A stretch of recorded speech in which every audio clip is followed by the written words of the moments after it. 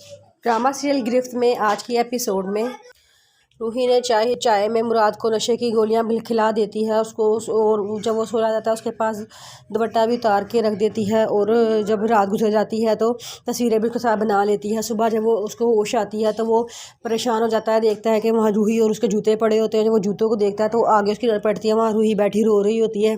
तो वो कहता है कि रूही क्या हुआ है। रूही के पास जाता है तो रूही कहती है कि मैं आपको कभी माफ़ नहीं करूँगी। ये कह के रोती है वो कमरे से बाहर चली जाती है। मुराद एकदम परेशान जाता है, उसको बात समझ नहीं आती कि हुआ क्या है। वो शीशे में अपने आप को देखता है कि उसकी शर्ट पे लिपस्टिक लगी होती है, उसको समझ नहीं आता। वो फटाफट कपड़े चेंज करता है और फिर वो अपनी मोबाइल ऑन करता है, देखता है कि उस पर निशा की इतनी सारी कॉल्स आई होती हैं। वो निशा को कॉल करता है तो निशा कहती है कि मुराद मैं रात से हॉस्पिटल में हूँ, अगर आपकी तबीयत बेहतर हो गई है तो आप भी हॉस्पिटल में आ जाएं। जिस पर वो कहता है कि क्यों हॉस्पिटल में क्यों आना है, क्या हुआ है। तो वो बताती है कि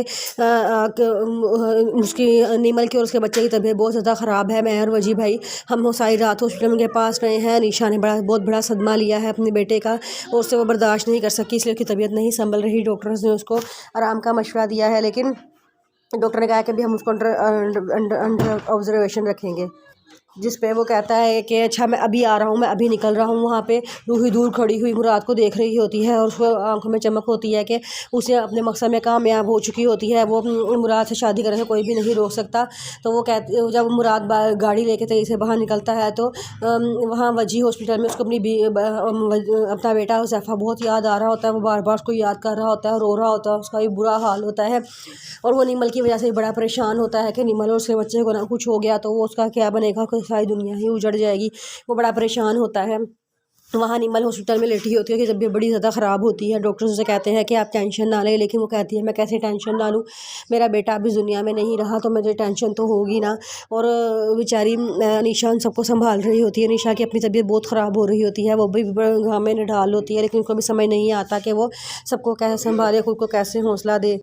जब मुराद वहाँ पहुँचता है तो वो निशा से पूछता है कि निशा हाँ भी क्या हाल है सबका। तो निशा बताती है कि निमल की तबीयत बहुत ज़्यादा ख़राब है, उसको डॉक्टर ने आराम का मशवरा दिया है, उसकी तबीयत नहीं संभल रही और मेरी भी तबीयत बहुत ज़्यादा ख़राब हो रही है। मैं रात से यहाँ पे हूँ, मैं थक गई हूँ, मैं घर जाना चाहती हूँ। ऐसा करें आप तो थोड़ी देर के लिए वजी और निमल के पास बैठ जाएँ। वो कहता है कि ठीक है तुम परेशान ना हो, तुम घर चले जाओ, जाकर थोड़ी देर आराम करो और रात को कुछ खाने के लिए ले आना। वो कहती है कि हाँ आप परेशान ना हो, मैं घर जाती हूँ।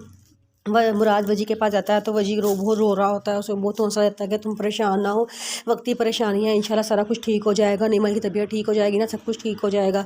वो निमल के पास जाता है तो निमल बहुत रो रही होती है। निमल कहती है कि मैं हुज़ैफ़ा नहीं भुला सक रही, मेरा खिलाफ हुज़ैफ़ा मुझे हर वक्त याद आता है, ऐसा लगता है वो मेरे पास ही है, मुझे आवाज़ दे रहा है अभी यहाँ से आ जाएगा मामा मामा कहता हुआ। तो मुझे समझ नहीं आ रहा। फिर सारे उसको हौसला देते हैं कि तुम हौसला करो, अभी तुम्हारे साथ एक नई ज़िंदगी भी है, तुमने इसको संभालना है, अपने बच्चे को भी संभालना है, तुम परेशान ना हो, इंशाल्लाह सारा कुछ ठीक हो जाएगा। वो कहती है कि इंशाल्लाह।